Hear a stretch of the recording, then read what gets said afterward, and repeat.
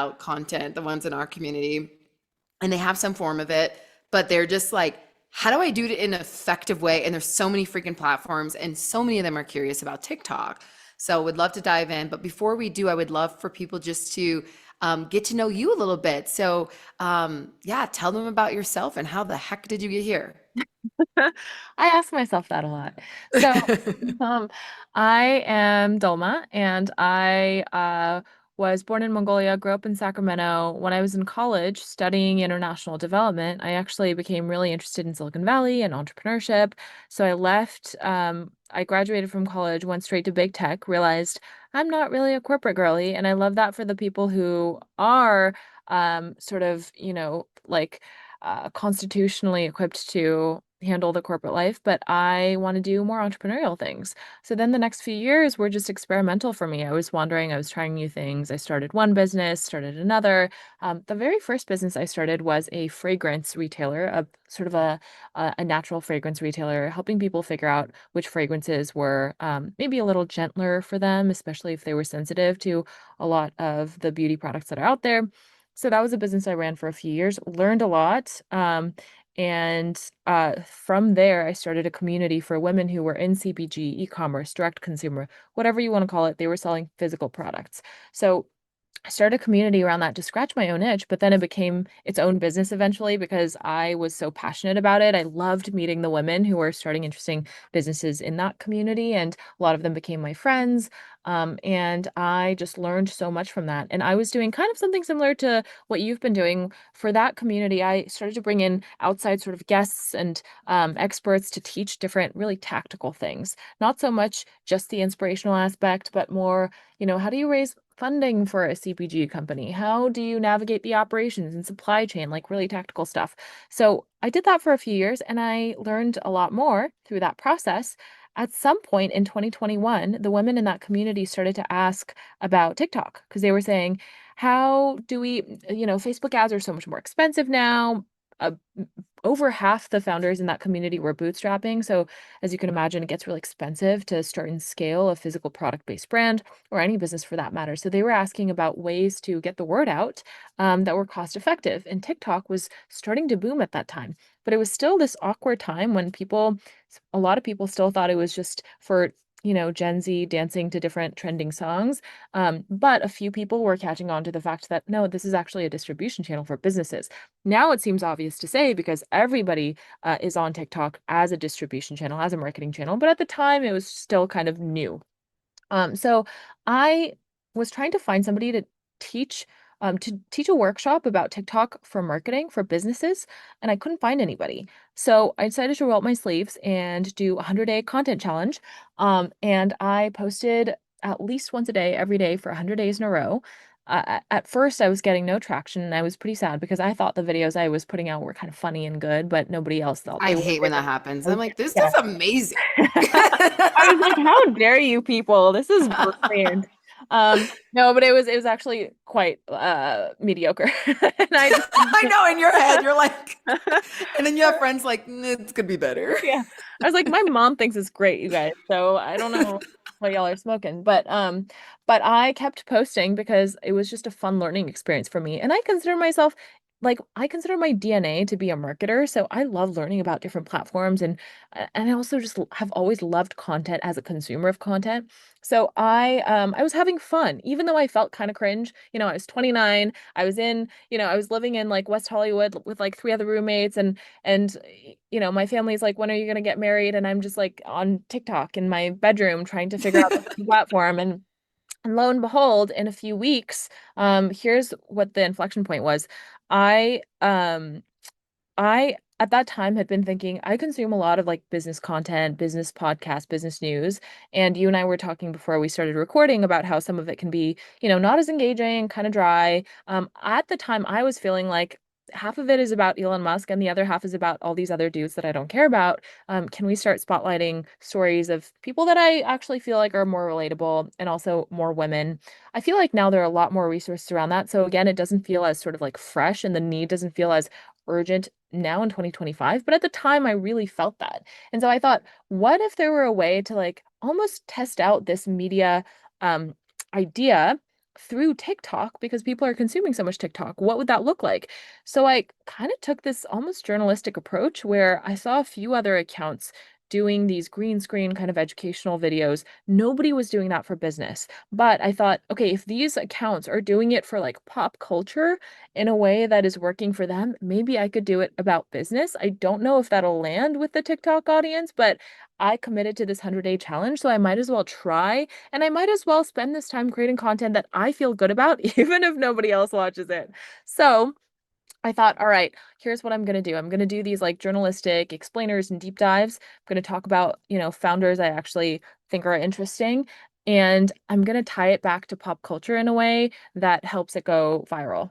And basically, that is exactly what worked. The first video I created, popped off around that because I was using like it was something about the Kardashian business empire and talking about Kris Jenner and how sort of like their empire is this media and commerce machine where the media is the distribution engine for, like the Hulu show and whatnot. That is all distribution for all the different commerce All the entities. products. Exactly. Hmm. So it's almost like this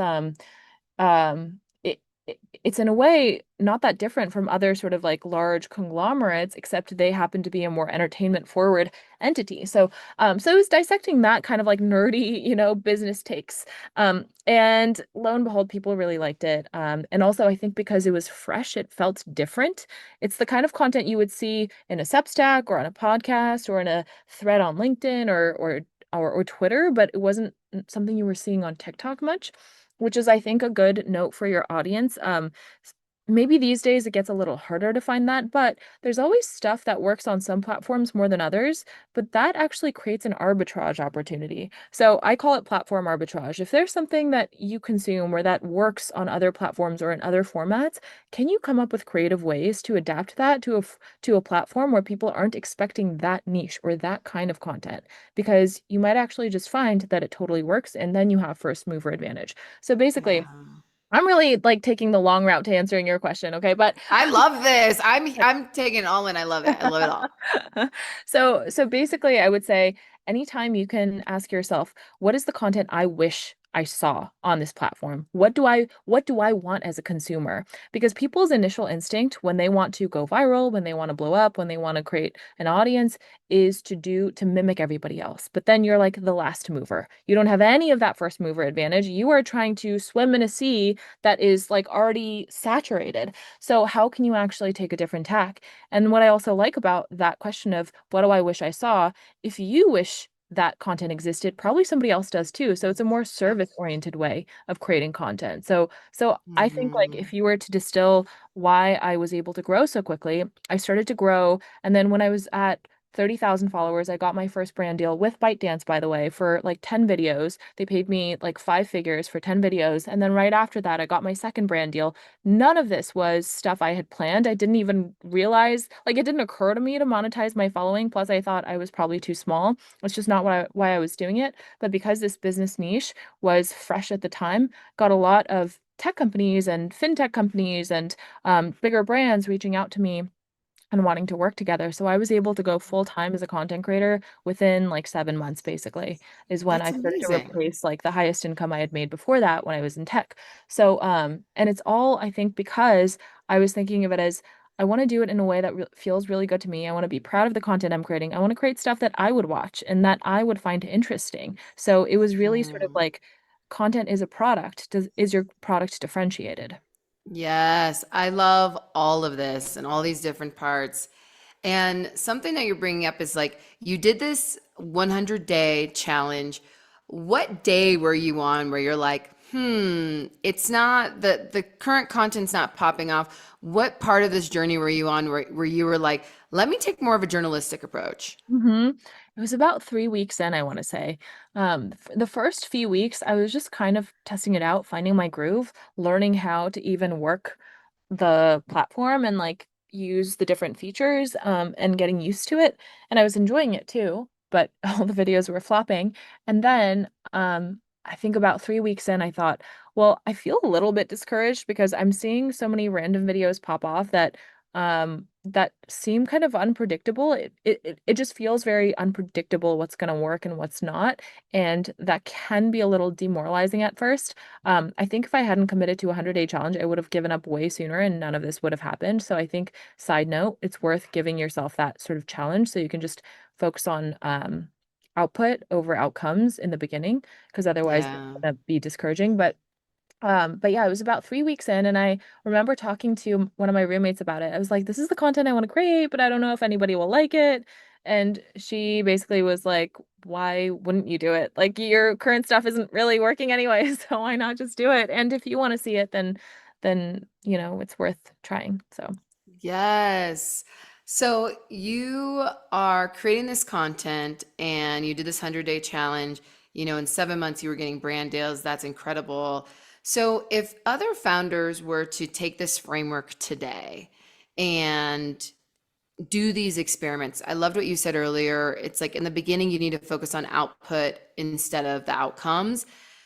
What is a good structure for them on this, if they say their own challenge, 100-day challenge, for them to have like a testing and optimizing approach? So maybe the first couple weeks, it's just output, but then how do they lean in to become more strategic? Because it sounds like that's exactly what you did, to say, this is working, this is not. How can founders, what's like a mini framework they can do to not overwhelm themselves, but to have some structure around their own challenge? yeah. So after having built my own audience and experienced success around that. And I've also worked with different founders around this too, because a lot of founders these days want to, slash, some of them need to be out there more representing their businesses, their startups or brands. And so I often like end up working with them. And I think the framework that I think is the best at combining some of the chaotic creativity that is required in the beginning, but also with a little bit more of a structured experimental approach is, first you identify who you're talking to and why your company exists, right? So first you figure out, all right, like, yes, I could just try to go viral for the sake of it, but that's not going to move the needle for your business or for your goals. So you think about what the ideal end result is. Don't get stuck in scarcity where you're like, I just need to go viral because that's all I can ask for, and then I'm going to try to make it work for my business. No, what's your ideal end goal? And then reverse engineer from there. Okay, then who are you talking to? And what do they want to hear about? Think of your content as an extension of your product or your services. Like, how can your content serve the same ultimate goal or address the same problem that your other products are trying to help with? So think about that. That's going to give you a lot more clarity. Now, from there, you're still going to have a lot of different things you can do, right? You can you can create content is great because it's so creative and you can do it in a million ways, but that's also, I find, sometimes paralyzing for people because they're like, which one do I do? Which one is the right strategy? Am I doing it wrong, or have I just not been doing it for a long enough time? So that can be confusing. So what I would say is, once you've reverse engineered from there, you're going to have some hypotheses around, well, okay, I sell, some kind of wellness related product. So, and it's for women. So there's fitness content I could create. There's like nutritional content I could create. It could be this form. It could be infographics. It could be videos where I'm sharing my own routines. It could be me featuring and maybe interviewing other people, or maybe even other founders or high performers about their wellness habits. You have some hypotheses. Once you have, let's say, 3 to 4 hypotheses, pick the ones that you can do and execute on a regular basis that aren't too intense to do, because you want to be able to move and experiment quickly and gather data quickly, and then start to sort of rotate between those. You can do it in sequence, you can do it kind of in parallel. It doesn't really matter. Don't get too caught up in these. I call them like the 20% questions. You're going to need to take an 80-20 approach. Sometimes people get so paralyzed and they're so scared of actually putting themselves out there that they lie to themselves by getting fixated on the 20% questions that don't actually matter in the beginning. They're like, what equipment do I use? It doesn't matter. Pick something, move forward. So, Lo-fi, yes, exactly. lo-fi. Whatever gets the job done at this point is whatever you need to do. So, so I would say, okay, now you have some hypotheses, start testing those out. And I would give it, depending on the platform you're on, obviously, if it's YouTube, it's going to take longer. You're not going to ship every day, probably. But if it's short form, you can probably ship every day or at least multiple times a week. So depending on the platform, you want to give it like a few weeks or a few months of gathering data, and you're going to start to get some signal. as long as you keep sort of keep your eyes on the prize of these are my long-term goals with content and this is who I'm trying to serve. And you keep coming up with creative ways, look at what other people are doing, find inspiration from other niches, from other creators. Once you do that and you keep experimenting, something's going to eventually pop off. And you just need to look at that, at the data. And here's one more note. You don't always have to wait for the viral video to figure out what to double down on and what your strategy is going to start to be as an emergent sort of strategy. You can look at if you keep posting, you're going to get all kinds of data, right? And you're going to get people bookmarking your videos or sharing, or like some things are going to have higher watch time. So don't just optimize for views, because if we all were just optimizing for views and followers, you could just put out rage bait AI slop and call it a day. Oh But what God, kind of world is yes. that to live in, right? So, and that's We're also why living in it, girl. We're living in we are actually. it. This is true, especially on some platforms more than others. Anytime I spend like 5 minutes on Twitter, I'm like, I feel dumber. Get It's worse. Yes. Get me out. Get me. It literally is get out. It's It cesspool. is get out. Totally. So also like protect your brain and your mental diet and consume stuff that actually makes you inspired to create like things that are just as good. But Mm, yeah, I think that's sort of the framework I would present is you're not just randomly throwing things at the wall, desperate to go viral. You have some sort of structured experimentation approach, but there's still that experimentation element so that you know that you're leaving some room for magic to happen, for inspiration to strike, because you kind of need both in the beginning. Otherwise, you can like start chasing the wrong strategy or you just get discouraged really quickly. yeah, I love this framework. Thanks for breaking it down that way. So, when founders are doing these experiments, when you think about frequency, because you said every day, 100 days, every day I'm putting something up, what would you say for a founder who's like, I don't know if I can do every day? Do they have to do every day? Or is there like a sweet spot frequency? Does it matter? What are your thoughts? It doesn't have to be every day, but it helps, especially if you are terrified of putting yourself out there. Because if you are anything like I was at the beginning of this journey, you're always going to be coming up with excuses not to post.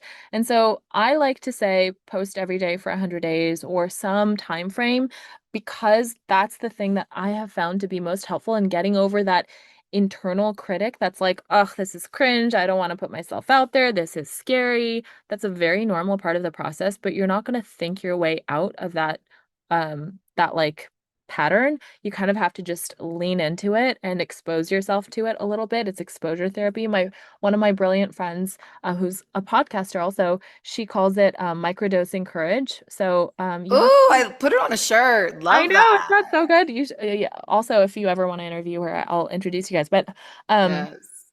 but she calls it that, and I think that's so true. So it doesn't have to be every day, especially if you feel like, no, I think I can pretty much consistently show up, but I quite literally am mainly constrained by my bandwidth and time, and that is true for a lot of people. So if that's the case, then I would say whatever you can do is important, and also quality does matter. I used to actually like I've changed my mind about this. I used to say in the beginning, quantity matters way more than quality, but increasingly it's so saturated that there's a lot of good stuff out there. So you have to stand out. So yeah, actually quality kind of does matter. So it's harder. It's a harder game, but at the same time, if it were easy, then everybody would do it.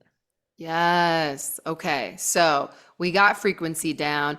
Now, something I read that you've mentioned and other platforms is that don't focus so much on virality, but focus on community. What do you mean by that? And how should founders be thinking about this? Because everybody wants to go viral, but it sounds like consistency matters more than anything, and quality matters more than anything that builds up your tribe. So, what do you mean by that when you say focus on the community aspect?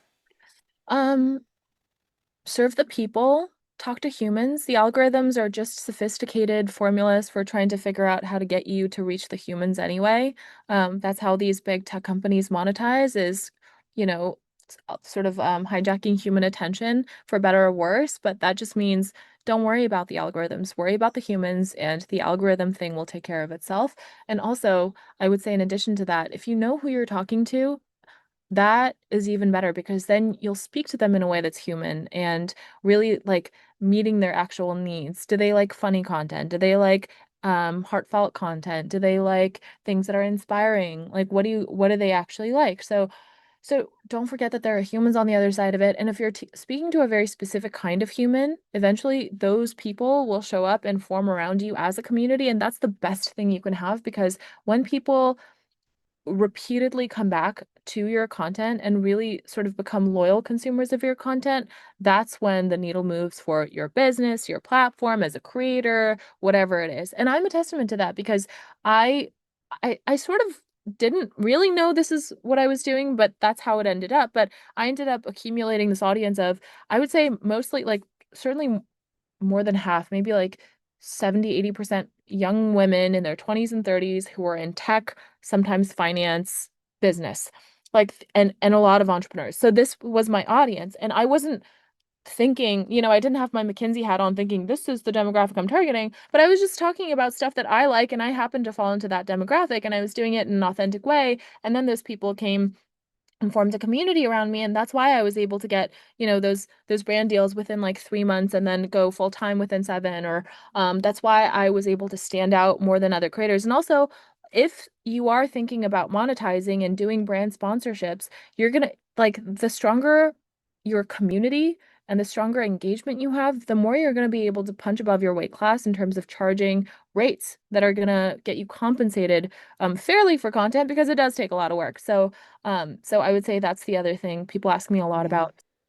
I want to get into the monetization piece, but I want to also go back to content formats, and especially if you're B2C versus B2B. And I think like I actually love learning from different industries that are not like mine, because a lot of times they might be doing something that works. And to your point earlier, it becomes really disruptive in your space because no one else is doing it. So, for example, I don't have any social media except LinkedIn. And my team is always like, Alex, do a video of yourself on LinkedIn. Like, and when you do it, it's like it just drops the mic. So I'm like, oh, okay, because so people are used to like static posts and everyone's trying to inspire versus like I'm showing you like what I just cooked for Thanksgiving and my mac and cheese, but also how does that tie back to being a human building a business and give people time off, things like that. So when you're thinking like of a founder who's like, okay, I got my frequency, I have my niche, what type of freaking content should I actually do? And there's so many different formats, and I know experimenting, but what do you think are some of the formats you've seen do consistently well across creators that founders can be experimenting with? And does it matter if it's B2B versus B2C? Great question. So, I'll answer this. Well, no, I'll answer them in order. What formats? Formats change a lot. That's the thing, because formats are kind of like, let's say fashion trends, because the thing that resonates depends on where the saturation is at any given point in time. If there's a certain thing that is super common, that's like the new trendy style or aesthetic or fashion or for content format, then anything that zigs while everyone else is zagging is going to feel fresh and interesting. So I would say the meta framework here is not so much to go and chase all the formats. Yes, you can like methodically try incorporating different formats that are working, but also don't forget to look at what feels like it's underplayed instead of overplayed. So that's something I would suggest, or just try to catch like different formats that are starting to work, and also keep an eye on some of the features that these platforms are starting to roll out, because they're always going to prioritize, like on the back end, they're always going to be trying to prioritize driving engagement for any new features that they roll out because of, business objectives. And so you might find that whatever,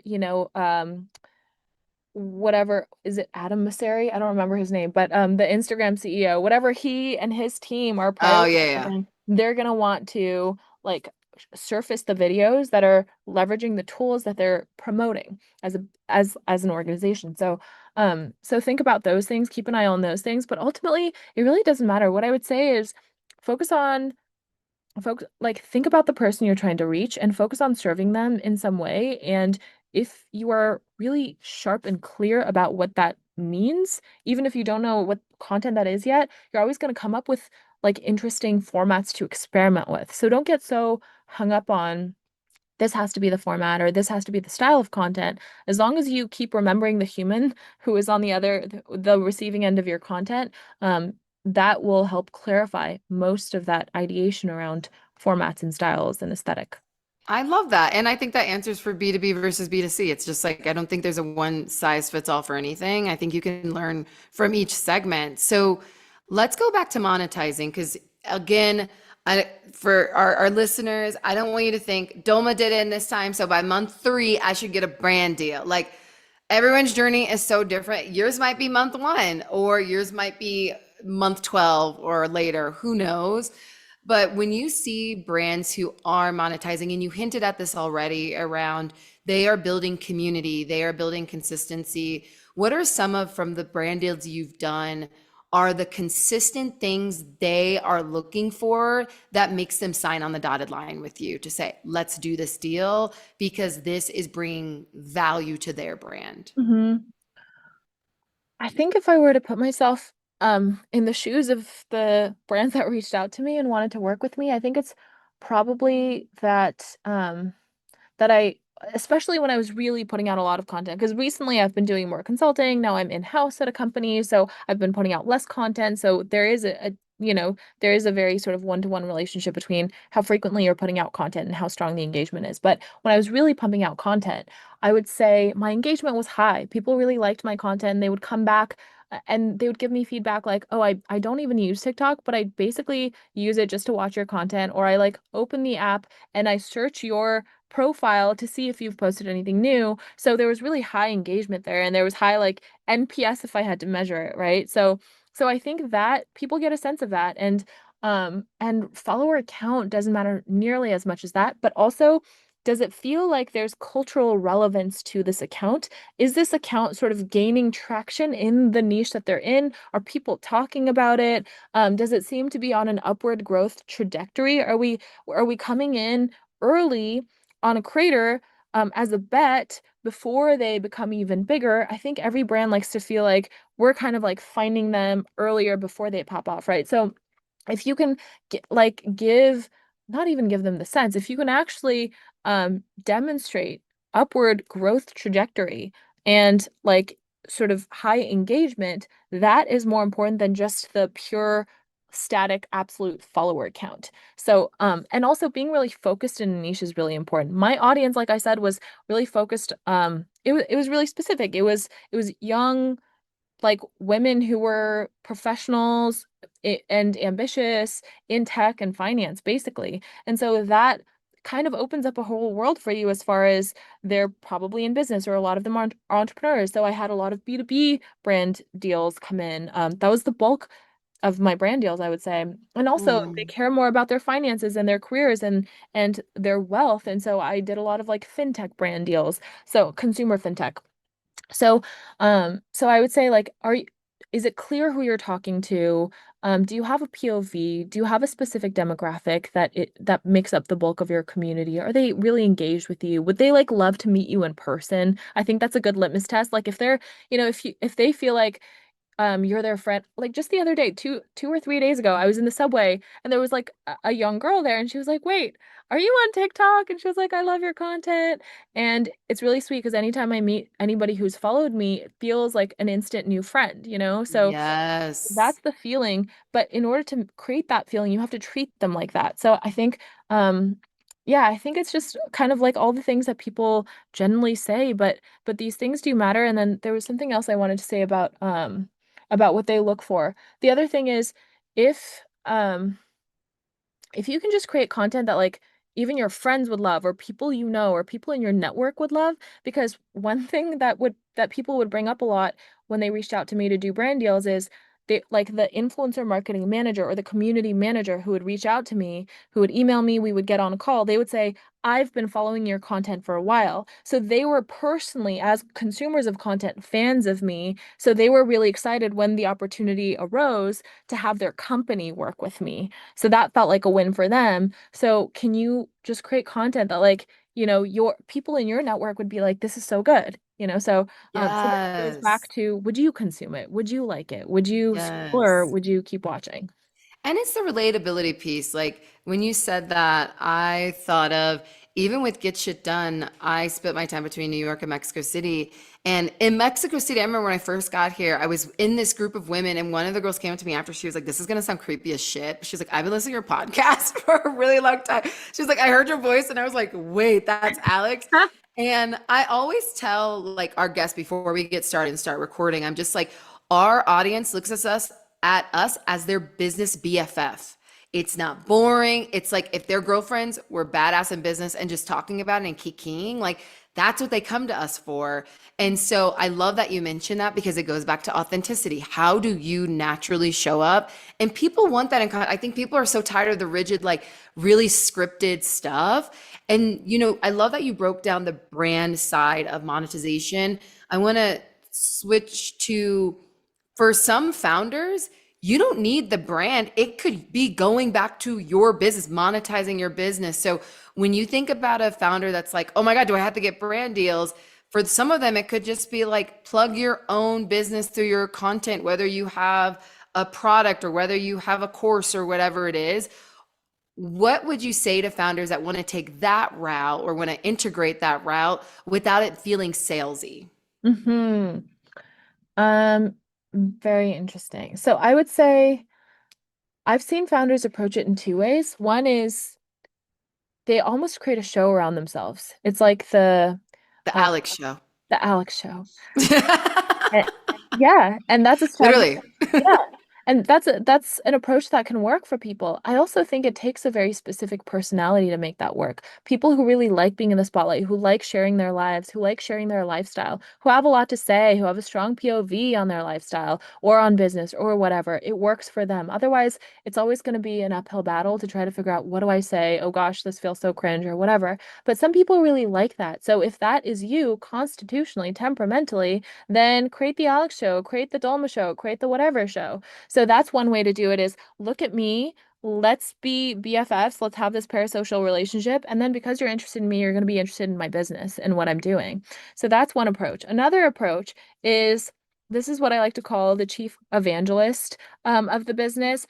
You're not making it about you. You're making it about the customer or the client. And you're just the ambassador representing your business and your mission and your product to try to solve their problem. So this would be the founder who provides a lot of education on a specific topic, and they're not showcasing, come with me to go to Pilates, but they're saying, okay, if you have this eczema problem, here's how I solved mine. And by the way, I created a product just for this, but if you just want the lowdown, then here are the 3 tips that help with that. So that's a very different approach. One is look at me. The other one is let's place the spotlight on you. Either of them could work. It also kind of depends on what are you selling and what's the brand strategy. There are certain products and certain types of brands and industries that make more sense to do that kind of like more, let's do lifestyle, let's do like I happen to be a founder who's also an influencer approach. And the other one is I am the expert, or I am your kind of Sherpa navigating you through, let's say, the really chaotic skincare industry where you can't tell what's BS and what's real. And I am using content as an avenue to serve you. So those are the two main. Mm, that's amazing. What a great breakdown. Okay, now finally, what is the one thing you want founders to never forget about TikTok on their growth journey? What is the one thing? All of these platforms are going to change. Something might get banned, might not get banned. It might become the old platform. There's a new strategy. There's a new viral hack. All these things will change. TikTok will evolve. In 5, 10 years, we're going to be talking about the next TikTok. The important thing that I've already mentioned, and I'm going to hammer it home because it's so easy to lose sight of, is don't forget to serve the humans, like care about the people. That's hopefully part of why you're in business. But if you keep your eyes on that prize, you're not going to be led astray when it comes to content. You'll figure it out. The little hacks and strategies and how the algorithm works, you'll figure that stuff out. But if you just remember that all these platforms, Instagram, YouTube, podcasts, whatever, they're just middlemen to help you amplify your message, and they're there for you to clarify, what am I here to say? What do I have to say to people? And how can I say that in a way that serves my actualization and my mission and also the service that I want to provide to these humans, then you're going to be fine. You'll figure out the specifics. I love this. Now, Dolma, the TikTok queen, for those listening in and they're just like, oh my God, she's dope. I want to support her. What is something that you're currently focusing on, and how can the audience support you in getting it done? Oh, that's very sweet. I well, I recently started creating content for a company whose mission I'm really excited about. They're sort of making wealth management more accessible to people. So I'm here, so I'm not so much working on my own projects. But if anybody has more questions about content, about any of this, then I'm always available, and I actually love having these conversations. So they can just find me at I am Dolma on Instagram or on TikTok, shoot me a message or drop me a comment or something, and we can have a conversation. Amazing. Amazing. Thank you so, so much. So, Awesome. So you're going to be in New York. I'll send you the invite. And is there anything I can support you on? no, this is great. I love doing these, and I appreciate all the work that you've done for your community over the years. So, Of course. Thank you so much. I appreciate you. Our team will reach out with this when it is ready. But in the meantime, enjoy your weekend. thank you so much. Take care. Thanks, Dulma. Bye. Bye.